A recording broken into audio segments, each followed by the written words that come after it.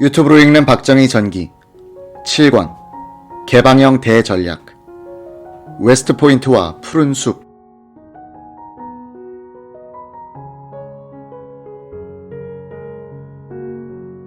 1965년 5월 18일 저녁 박정희 대통령은 워싱턴 메이플라워 호텔에서 존슨 대통령과 워싱턴의 요인들을 초청한 리셉션을 가졌다. 박 대통령은 리셉션이 끝나자마자 한국 대사관으로 달려가 밤 9시부터 재미동포들을 위한 만찬회를 베풀었다. 당시 미국에 살고 있던 한국 국적의 동포는 12,643명이었다. 이 가운데 7,876명이 영주권을 갖고 있었고 유학생은 4,233명이었다.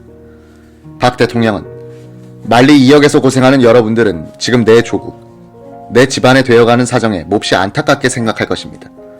라고 서두를 꺼낸 뒤 이렇게 연설했다. 이제 우리도 꼭 한번 잘 살아봐야겠다. 다시는 남을 쳐다보거나 국어를 안 해야겠다는 피 맺힌 결심 속에서 분명히 일하고 있습니다. 한 가지 우리의 걱정은 어떻게 하면 민주주의를 잘 키워갈 것인가의 문제입니다. 이런 걱정은 후진 국가 모두가 겪고 있는 공통의 고통입니다. 난 여기에 도달하는 첩경은 중용 지도에 있다고 생각합니다. 민주주의의 기본은 자제와 책임, 권리와 의무의 한계가 분명한 데 있어야 할 겁니다. 조국이 못 살고 가난하다 해도 조국은 조국이요, 부모는 부모입니다.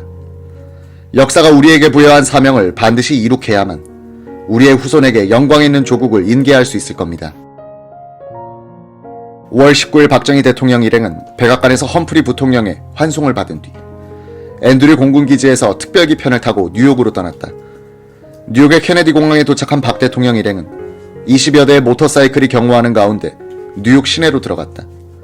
번화가인 브로드웨이를 지나는 25분간의 카퍼레이드는 고층 건물에서 눈처럼 쏟아지는 오색 종이들 속에서 진행됐다.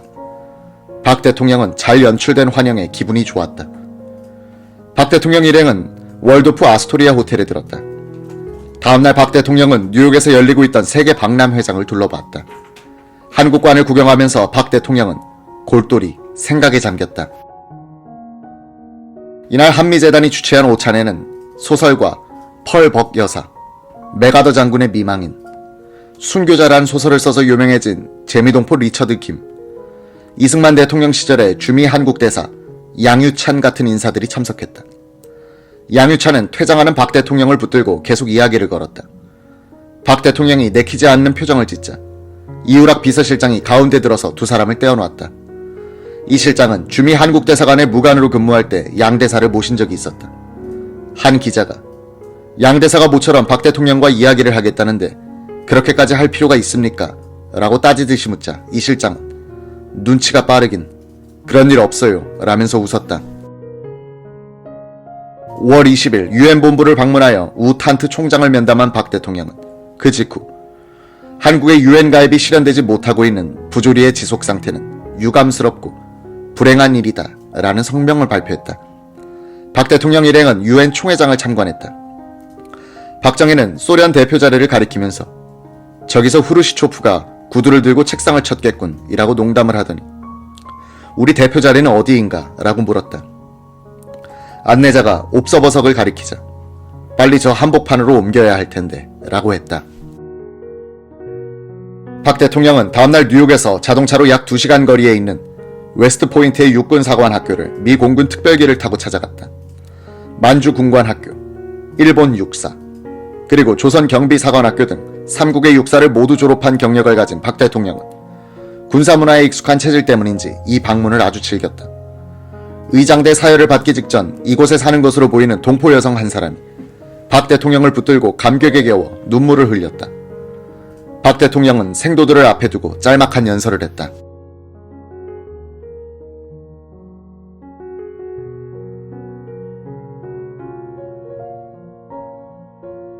역사상에는 동일한 연대에 대등한 무력이 등장하고 전쟁을 하는 것을 자주 보아왔습니다.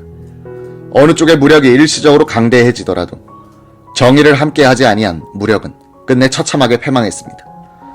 이런 진리를 부정하고 오로지 폭력만으로써 인류를 제압할 수 있다고 믿는 어리석은 자들이 바로 공산주의자들입니다.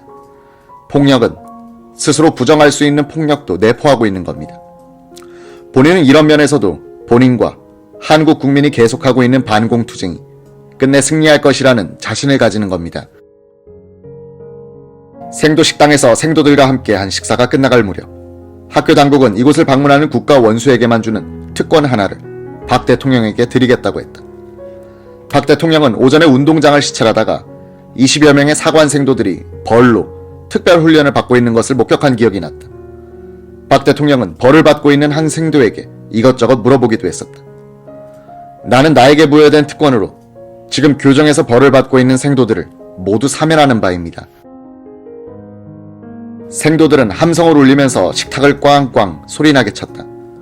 생도들은 박 대통령이 웨스트 포인트를 떠날 때는 모자를 일제히 벗어 하늘로 높이 던져 환송했다. 박 대통령은 며칠 뒤 동양통신 김성진 워싱턴 특파원에게 이런 말을 했다. 내가 미국 방문해서 가장 깊은 인상을 받은 것이 두 가지야. 하나는 푸른 숲, 다른 하나는 웨스트 포인트에서 만난 생도들의 늠름한 모습과 젊은 기계야. 내가 미국에서 가져가고 싶은 것이 저 푸른 숲이야. 나라라는 것은 이렇게 푸르러야 미래가 있는 거야. 푸른 숲과 생도들의 기계를 높게 평가한 박정희도 당시 나이가 48세. 그를 수행한 참모들도 거의가 30대 후반, 40대 초반이었다. 패기 있는 지도층이 이끌던 젊은 한국이었다는 얘기다.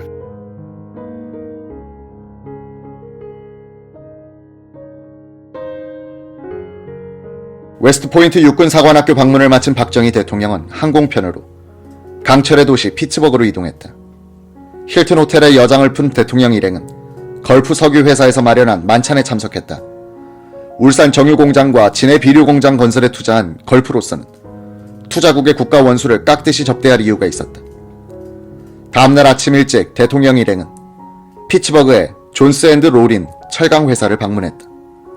군정 시절에 종합제철공장 건설을 시도하다가 좌절한 바 있었던 박 대통령은 부러운 표정으로 말없이 공장 내부를 돌아봤다. 수행원들은 단 한 개라도 좋으니 우리도 이런 공장을 가져봤으면 원이 없겠다고 말하기도 했다. 피츠버그 공항을 오전 10시 20분에 출발한 특별기는 약 2시간의 비행 끝에 플로리다주의 우주기지인 케이프 케네디에 도착했다. 야자수 나무들이 서 있는 상하의 평원 여기저기에는 금방 단추만 누르면 우주를 향해서 치솟을 것 같은 로켓들이 전신주처럼 여기저기에 박혀 있었다. 우주센터에서는 박 대통령의 방문에 맞추어 아틀라스 장거리 로켓 발사 시험을 했다. 로켓이 굉음을 내면서 아프리카 남단의 한 무인도를 목표로 솟아오르자 박 대통령은 뒷자리에 앉은 사람이 쓰던 쌍안경을 달라고 하여 사라질 때까지 지켜봤다. 다른 사람들의 시선은 이미 땅으로 내려왔지만 박 대통령은 쌍안경의 시야에서 로켓이 사라질 때까지 지켜보다가 쌍안경을 내려놨다. 그리고는 아무 말이 없었다. 옆에 앉아있던 김성진 동양통신 기자가 소감이 어떻습니까? 하고 물었다. 박 대통령은 시큰둥한 표정으로 뭐 남의 나라에서 쏘았는데 감상은 무슨 놈의 감상이야 하고 고개를 돌려버리는 것이었다. 합동 취재기자단의 대표로서 취재 중이었던 김성진은 논평을 듣는 데는 실패했으나 박 대통령의 표정이라도 정확하게 관찰해 놓으려고 유심히 살폈다.